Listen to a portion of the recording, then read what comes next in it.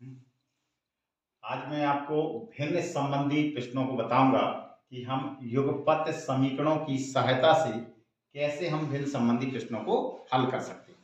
जैसे कि मैंने एक एग्जाम्पल लिया हुआ है, यदि किसी भिन्न के अंश और हर दोनों में एक जोड़ दिया जाए तो वह भिन्न 2/3 के बराबर हो जाती है, और यदि अंश व हर दोनों में से 2 घटा दिया जाए तो वह 1/3 के बराबर होती है। तो वह भिन्न बताइए। तो जब कभी भी ऐसे भिन्न संबंधी प्रश्न हो तो इनको लगाने का तरीका बहुत ही सिंपल होता है। तो देखिए कैसे हल करते हैं।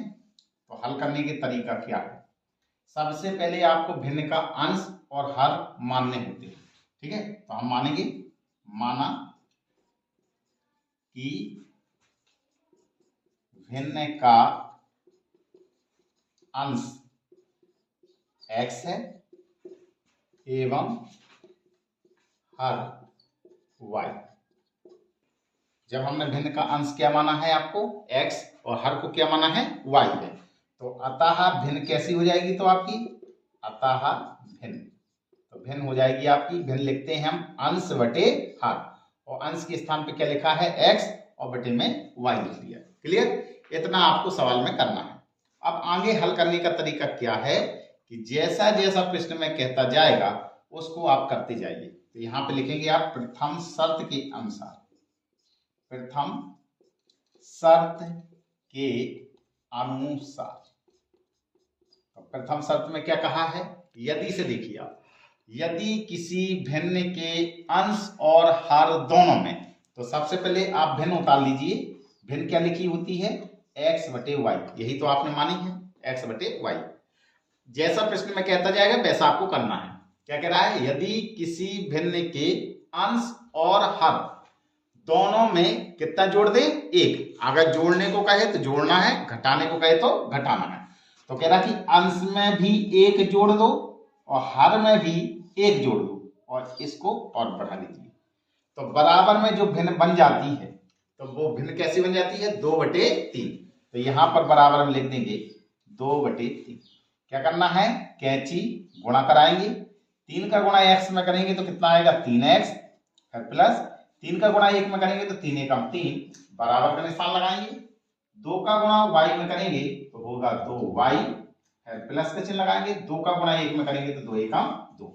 अब आपको समीकरण कैसे बनाना होता है, इस रूप में आपको समीकरण को बनाना है, ax प्लस by और बराबर में कितना चाहिए c।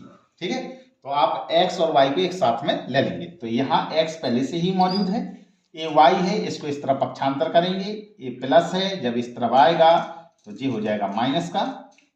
ये पहले से मौजूद क्या है 2, 3 को इस तरफ पक्षांतर करेंगे तो लिखेंगे माइनस के 3। अब आगे यहाँ हल कर लीजिए, कितना आया आपका 3x माइनस के 2y, और बराबर में 2 में से माइनस का 3 गया तो कितना बचेगा माइनस का 1। इसको बेटा समीकरण नंबर फर्स्ट मान लेंगे। अब आप लिखोगे द्वितीय शर्त के अनुसार, द्वितीय शर्त के अनुसार। अब आपको बेटा दूसरा यदि देखना है। यदि दूसरा कहां लिखा हुआ है, ये लिखा है। क्या लिखा है, अंश व हर दोनों में। तो सबसे पहले आप भिन्न को उतारेंगे, भिन्न होती है x बटे वाई।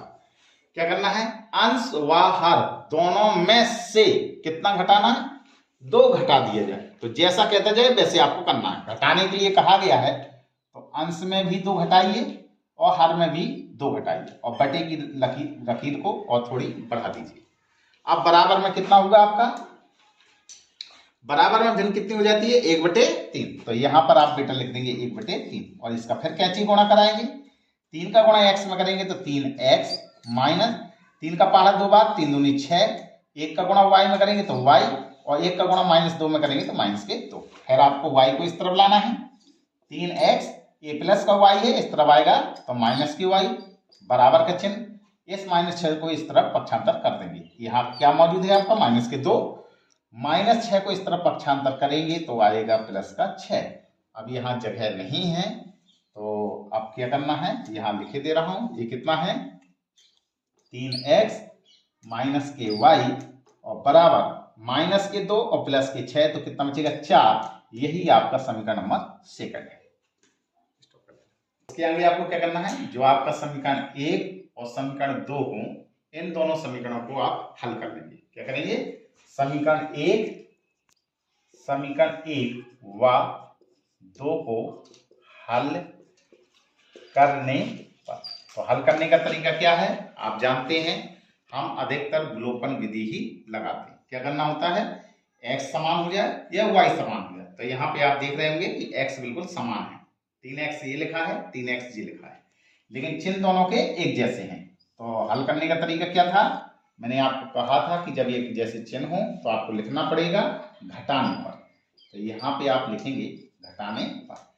तो ये प्लस का चिन्ह है, इनकी चिन्ह बदल दीजिए, ये माइनस हो गया, ये माइनस है तो काय का चिन्ह हो गया प्लस, ये प्लस है तो काय का चिन्ह हो गया माइनस का। ये 3x और ये 3x माइनस का कैंसिल हो गया। माइनस के 2y और प्लस का 1y कितना बचेगा, माइनस के y, बराबर का निशान लगाओ। माइनस के 4 और माइनस का 1, तो चिन्ह वही आएगा, और 4 और 1 कितना हो गया 5, माइनस से माइनस कट गया, तो y का मान कितना निकल के आया 5। अब y का मान किसी एक समीकरण में रख दीजिए, तो y का मान समीकरण 1 में रखने पर, रखिए, यहां जगह नहीं है, यहां कर दे रहा हूं। तो कैसा है समीकरण, पहले समीकरण उतार लीजिए, 3x माइनस के 2y और बराबर में माइनस का 1, हल करिए यहाँ पे। तो 3x माइनस 2 और y का मान रख लो, कितना आया 5, ये 5 रख दिया, बराबर माइनस का 1। 3x माइनस 5 दूना कितना होगा 10 और बराबर माइनस का 1। तो 3x बराबर, इसको इस तरफ पक्षांतर, तो माइनस का 1 और प्लस में 10, 10 में से 1 गया, कितना बचेगा 9। अब x का मान निकालना है, तो कितना होगा 9, और ये 3 गुणा में है, ये कहाँ चला जाएगा इसके बटे, तो 3 तिरका 9। इस तरीके से x का मान आपका कितना निकल के आया 3 आया। लेकिन आपको तो भिन्न निकालनी है, तो भिन्न कैसे निकालेंगे, यहाँ पे लिख दे रहा हूं, अतः भिन्न।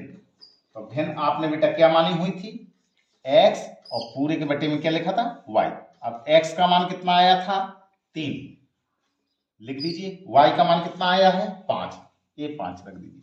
तो इस तरीके से हम ऐसे भिन्न संबंधी प्रश्नों को बहुत ही आसान तरीके से हम लगा सकते हैं। मान लिया कि आपको संख्या संबंधी प्रश्न आए, तो हम संख्या संबंधी प्रश्नों को हम कैसे हल कर सकते हैं। जैसे मैंने प्रश्न लिया है, 2 अंकों वाली किसी संख्या के अंकों का योगफल 9 है, दी हुई संख्या के अंकों के क्रम को उलट देने पर प्राप्त हुई संख्या मूल संख्या से 27 अधिक है, संख्या ज्ञात कीजिए। तो जब कभी भी ऐसे संख्या संबंधी प्रश्न हो, तो हमें हल कैसे करना होता है, इसका हल करने का तरीका देखिए। क्या करना है, सबसे पहले तो आपको माननी पड़ती है। तो यहां पे आप लिखोगे माना कि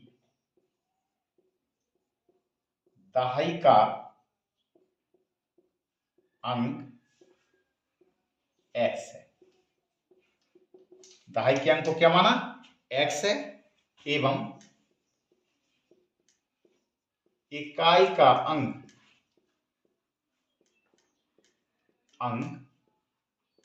y। सबसे पहले हम दहाई का अंक मान लेंगे और इकाई का अंक मान लेंगे, फिर लिखेंगे अतः संख्या। तो संख्या बेटा कैसी लिखी जाती है, दहाई में 10 का गुणा करना है और इकाई में 1 का गुणा करना है, और दोनों को जोड़ देना है। तो दहाई में बेटा 10 का गुणा करेंगे तो कितना हो जाएगा आपका 10x, फिर प्लस का चिन्ह लगाएंगे। इकाई में 1 का गुणा कराएंगे, तो 1 का गुणा y में करेंगे तो y। ये आपकी मूल संख्या है, यही आपकी क्या कहलाती है मूल संख्या। यही क्या है मूल संख्या। इसी जो संख्या ये बन के आई है, इसी का नाम होता है मूल संख्या। अब आपको बेटा यहाँ पे कभी भी उलट सुलट शब्द लिखा हो, उलटना शब्द लिखा हो या पलटना शब्द लिखा हो, तो तुरंत आप यहाँ पे लिखोगे संख्या के अंकों का क्रम उलटने पर प्राप्त संख्या। प्राप्त संख्या। तो संख्या के अंक जो हैं उनका क्रम बदल दीजिए आप। यहां पे x है तो x के स्थान पे y कर दीजिए और y के स्थान पे x कर दीजिए। तो कितना हो जाएगा 10, x के स्थान पे क्या आना है y, तो यहाँ पे हो गया 10y, फिर प्लस का चिन्ह, x को y के स्थान पे कर दीजिए। क्लियर? ये उलटने पर प्राप्त हुई संख्या है। अब आपको प्रश्न के अनुसार चलना है कि प्रश्न में जैसा कहता जाए उसके अनुसार आपको सवाल को हल करना है। आप लिखेंगे यहाँ पे प्रथम शर्त के अनुसार, प्रथम शर्त के अनुसार। तो प्रथम शर्त में क्या कहा है, 2 अंकों वाली किसी संख्या के अंकों का योगफल। अंक कौन कौन से माने हैं आपने, एक x माना है और एक y। अंकों का योगफल यानी कि x और y को जोड़ देंगे। योगफल कहेंगे तो जोड़ना है और आपको अगर घटाना कहे तो आपको माइनस का चिन्ह लगाना है। क्लियर? तो योगफल कितना है 9, तो बराबर में 9 लिख देंगे और ये समीकरण हमारा फर्स्ट हो जाएगा। अब आपको द्वितीय शर्त के अनुसार लिखना है। क्या लिखेंगे, द्वितीय शर्त के अनुसार। यहां जगह नहीं है तो यहां कर दे रहा हूं, लिखेंगे द्वितीय शर्त के अनुसार। तब द्वितीय शर्त में क्या कहा है कि दी हुई संख्या के अंकों के क्रम को उलट देने पर प्राप्त हुई संख्या, यानी उलटने पर प्राप्त हुई संख्या। तो उलटने पर प्राप्त संख्या कौन सी है, 10y और प्लस में x, फिर तुरंत बराबर का निशान लगाएंगे। मूल संख्या, तो मूल संख्या कौन होती है, जो ये बनी हुई है 10x और प्लस में y से 27 अधिक। तो अगर अधिक शब्द कहेगा तो आपको इसमें जोड़ना है, क्योंकि जिसमें से लगा उसी में करना है आपको। अगर कम कह देता तो घटाना है। यहां पे अधिक कहा गया है तो इसको बेटा आप जोड़ देंगे। अगर गुना कहता तो गुना का मतलब गुणा कर दीजिए। क्लियर? अब x और y को इस तरफ पक्षांतर करेंगे तो कितना होगा आपका 10y प्लस का x, इसको इस तरफ पक्षांतर करेंगे माइनस का 10x माइनस के y और बराबर में 27। एक x 10x में से गया तो माइनस के 9x बचेंगे, 10y में से एक y गया तो प्लस का 9y और बराबर में 27। अब यहाँ पे आप देख रहे होंगे कि 9 का भाग पूरे में जा रहा है, तो 9 से पूरी संख्या में भाग कर देंगे। तो यहाँ जगह नहीं है, आप पहले उतार, ऐसा प्रश्न हो गया था। अब आपको क्या करना है, 9 से पूरे में भाग करना है। तो यहाँ पे लिखेंगे 9 से दोनों ओर भाग देने पर। तो 9 से भाग करेंगे कितना आ गया, माइनस का x, ए प्लस के y बच गया और 9 दिया 27। ये समीकरण हमारा सेकंड बन गया। अब आपको समीकरण फर्स्ट और समीकरण सेकंड को हल करना है।